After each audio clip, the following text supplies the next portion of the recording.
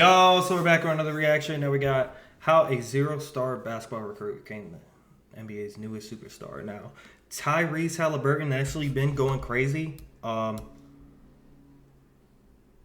feel like with the NBA, if you're not televised, like on national TV, a lot of people don't know who you are, which kind of sucks. So if you, like a lot of teams actually aren't, for people that really aren't in tune with basketball, a lot of teams actually aren't on national TV. They put that shit on League Pass, and that shit pisses me off. That League Pass is the most thing that pisses me off about the NBA, but it's whatever. Yeah, but we're here for Tyrese. Tyrese actually been going crazy. Shit. If you betting on him, always go fucking. If he's getting a double-double, nigga, 0.5 double-double, go over, my nigga.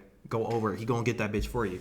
But yeah, let's get into this. Tyrese Haliburton is currently taking the NBA by storm. He's leading the league in assists, running the league's best offense, and quickly becoming a bona fide superstar at the young 23. That nigga's the same age as me. The Kings, in my opinion, sold. They sold on the trade. Age of 23. So how is it that this scrawny zero-star recruit became one of the NBA's fastest rising stars? Today in this video, we tell the story of the NBA's next great and potentially generational point guard, Tyrese Haliburton.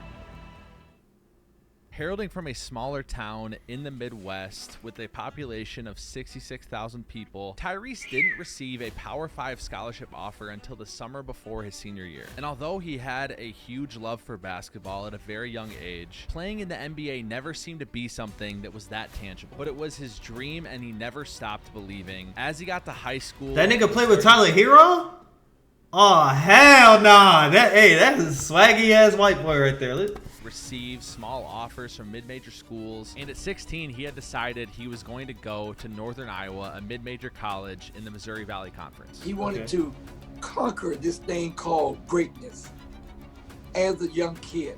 Tyrese was never one to play on big AAU teams. He just play on his local team with his buddies. And so because of this, he never really received a lot of national interest. According to ESPN, he was a 3-star recruit, but according to Tyrese's own words on Paul George's podcast, I was no star. I was supposed to redshirt. Then I ended up starting game 2, and the next thing I know, middle of the game, they're like, it's a 3-star point guard. I'm like, 3? What are y'all talking about? I didn't have no stars. I get that from ESPN had my name spelled wrong for the first 2 weeks of the season. His final... That's fucked. Because I know a lot of schools. I know a lot of this whole shit. They be lying about stars and shit. They be lying about offers. A lot of athletes and schools lying about the stars. That's fucking insane, bro. If he had no stars, why are you even putting that out there? That shit would piss me off because it's like, bro, I came from 0 stars. Now I'm on D1 and y'all talking about I got stars. Like, I ain't never got a star. I ain't never got a letter in the fucking mail. Fuck, that shit would piss me off, bro. AAU tournament in his senior year, he played against Team Rio, who had a couple of highly recruited 5-star players. Ball His Life was there to catch footage of those guys, and every major college in the country was also there. I wasn't able to find who won the game, but according to Tyrese, he went absolutely off, and instantly Nebraska offered him a scholarship, Michigan wanted him to come visit, and Iowa State came to the table with an offer as well. The buzz... Yeah, bro, that's the crazy part. Me playing, I really never played AAU. But I played a little bit. But the biggest thing was, damn, if I'm on this little ass AAU team, we got to play somebody big, and I got to show out. If I don't show out, I'm cheeks, I'm ass. But if I show out, college is gonna be like, who is that nigga? Who's that brother right there? Who's that brother? They're gonna be doing their research. So like for all the young kids out there, if you on a small team, AAU team, you didn't make your big, your big city AAU team, don't worry about it, bro. If y'all are in tournaments against top teams, top players, and you go crazy, bro, just know them motherfuckers gonna be calling your phone, knocking on your door, bro. For real, keep your head up. Y'all gonna get it. Certainly picked up, and he committed to Iowa State rather quickly. Once enrolled in his freshman season in Ames, Iowa, he knew immediately his goal was to fight to get to the NBA, similarly to Georges Niang and Monte Morris a couple years before. All right, after this, I'm gonna shut the fuck up. But Yo time, what the fuck was I gonna say? I forgot what the fuck I was gonna say. Damn, it was gonna be some very inspirational shit, bro. Damn, fuck, I'll come back to it. for him. He knew it would take him all 4 years of college to have that chance. And in his freshman season, he was expected to redshirt, but ended up starting in his second game, and from there on out, averaging 6.8 points per game, 3.6 assists, and 3. One thing, Snap Sports. What the fuck? Bro, this nigga Shaq be on everything. But yeah, I remember what I was gonna say. It only takes one time. So that's my motto in my head, right? So with me doing this YouTube shit, it only takes one video. One video to blow up, bro, you're on the map. With basketball, it only takes you one game. One person might be at that game, it only takes you one game. You blow up, boom. Nigga, you got offers. You getting offers, you getting looks. So it only takes one time. So, bro, keep putting in your grind, keep putting in all that time and shit. It's gonna pay off. Like I said, it only takes one time. Let's go. Rebounds. This was a good Iowa State team that had the likes of Taylor Horton-Tucker on it as well. Even though his stats weren't all that impressive, NBA scouts saw something in Tyrese that season, and he was invited to play at the Under-19 World Cup for Team USA. According to Tyrese, this was huge for him. He played alongside Cade Cunningham, Jalen Green, Scotty Barnes, Jalen Suggs, Evan Mobley. Some and to dogs. directly quote Tyrese, this gave him the confidence that if these guys are NBA players, so am I. In his sophomore season at Iowa State, he became the guy, averaging 15.2 points per game, 6.5 assists, and 5.9 rebounds. And at this point, he was soaring up the draft charts, expecting to be an NBA lottery pick and even potentially go as high as in the top 5. Unfortunately for Tyrese, he would fracture his wrist, blocking a shot in transition late in his sophomore season, which would hold him out for the rest of the year. Oh, man. Nigga, I would have been in that bed screaming, nigga. Ooh, I know the feeling. My dumb ass, bro. During summer, bro. Every summer I go crazy. With basketball over here where I played, we practiced damn near all year, bro. You ain't have time for another sport. If you did, you're focusing on another sport. You're probably coming back cheeks. But I focused on basketball, bro. The year I started dunking was my junior year, going into senior year. That summer. Bruh. I thought I was fucking LeBron, my nigga. I come down in transition. Bro, fast break by myself. Hing! Nigga. I let go of the rim. Bro, I ended up falling. I don't know how this shit happened, bro. My momentum, I dunk it. I end up falling this way. Bro, my eyes flashed. Bro, nigga, I thought I was dead, my nigga. I hit the floor. Bro, both my wrists were fucked for like 2 weeks, my nigga. I was walking around like this. Shit's crazy. I know that shit hurt, bro. I didn't fracture, thank God, but them bitches were definitely sprained.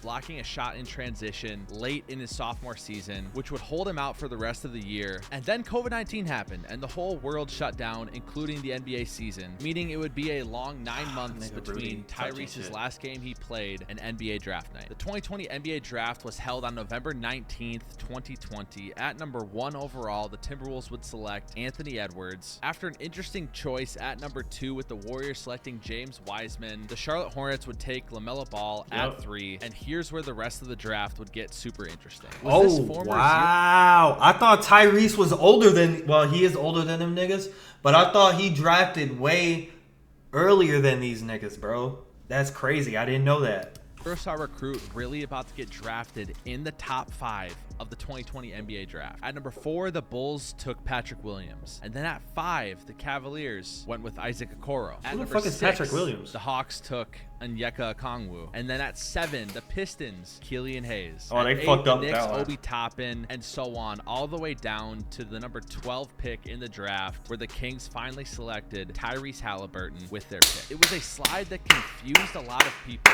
and had people wondering. Yeah, I'm not gonna lie, I was a little bit confused because I did not know this nigga. I ain't gonna lie, I didn't know this nigga. I didn't know him. I was like, who the fuck is this? Who's Halabibi? I don't know Halabibi, but I was like, damn, that's crazy.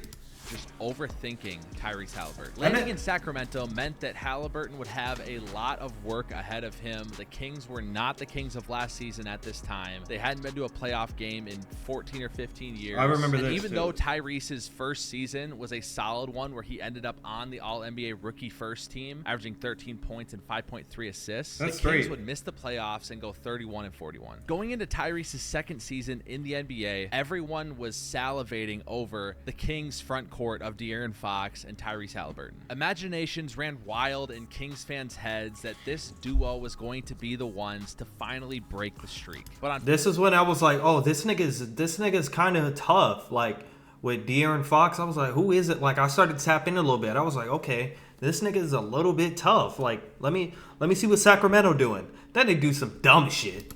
February 8th, 2021, the Kings were 20-36, and the NBA trade deadline was 2 days away. In shocking fashion, Kings general manager Monty McClare would trade away his rising 21-year-old star alongside veteran three-point shooter Buddy Hield and Nigga Tristan smoking Thompson dick. to the Well, I Indiana guess well they got Pacers for Sabonis, but Jeremy Lamb, Justin Holiday, and a 2027 second-round they were pick. off the What was said weed. I'm best? telling The you. league is stunned at this trade.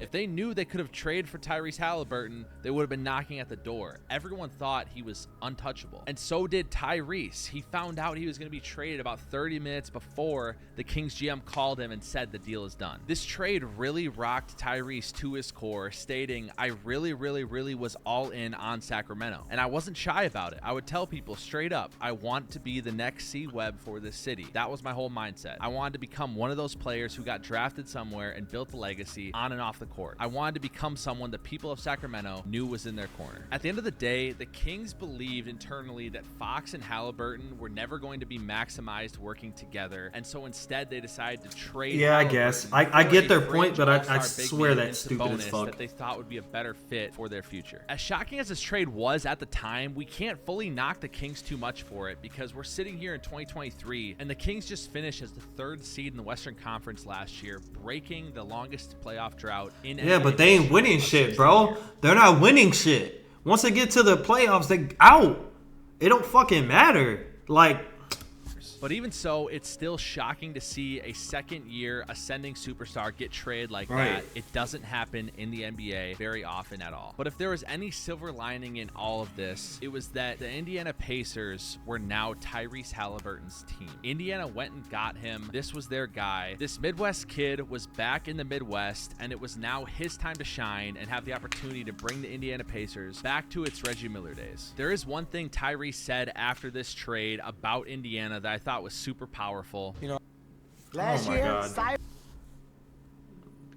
I love being there and I love the people, but coming here, I'm gonna do the same thing. You know what I'm saying? They've showed me none but love since I've gotten here, and they're another organization taking a chance on me when they have no reason to. So I'm gonna put everything I got into this. In Tyrese's third season, it was his first full one with the Indiana Pacers. He would average 20.7 points per game on 10.4 assists, become an all-star, and increase his shooting volume while his field goal percentages stayed roughly the same. As exciting as it was to see Tyrese make that leap from his sophomore season into becoming the guy and doing it well in his third year, the Pacers still missed the playoffs, going 35-47 and finishing 11th in the East. In the 2023 NBA offseason, Tyrese would That nigga had a little sign a chain. max extension of 5 years, $260 million. And with that extension, the Pacers front office put their money where their mouth was, stating that this is our guy and he is going to lead this team for the next decade. Which leads us to the beginning of this NBA season, where quite frankly, Tyrese Haliburton is making the superstar leap before our for very sure. eyes. He's currently leading the NBA in assists with 12.3 per game. He's averaging 25 points per game, which is a 5-point jump from last season, all the while shooting 52% from the field and 46% from three. Bro, on 40 attempts per game. But the Bro, most impressive 46% from 3 is insane. thing to me is the Pacers are 8-6 and they currently have the best offensive rating in the NBA, and it's not particularly close. Sitting atop They need at a- 122.7 offensive rating. This probably has changed, but they need a small forward. They need a small forward. I feel like DeMar DeRozan would be crazy over there. DeMar over there would be nuts. I'm not wrong.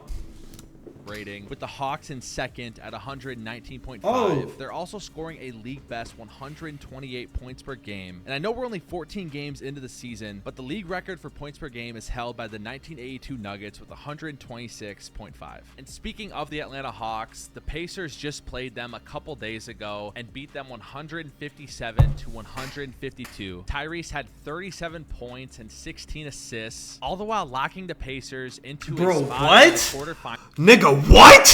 37 points, 16 assists! Nigga!